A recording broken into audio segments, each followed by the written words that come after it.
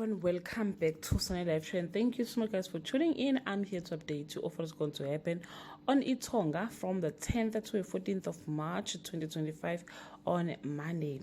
Ubanele and Sanele are rushed to hospital where their twin lives hangs in the balance on Tuesday. Zama received utterly crushing news that rendered her effort to win over her father Noti, while Pablo himself fears dealing with the ramification of his actions on Wednesday. Pablo goes to war to protect his secret while Sanele struggles with the death of a loved one. Mantuli gets closer and closer to the truth on Thursday.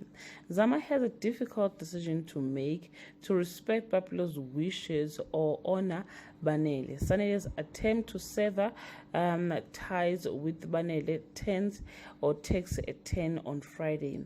Mantuli find out about Banele's secret life. The puzzle pieces are finally together. Sanele grapples with his grief, but an extraordinary encounter forces him to question his destiny. Overwhelmed by loss, Zama's actions leave her father desperate to protect her and his own dark secrets. Well guys, this is all I have for today. You can leave your comment below and share your opinion.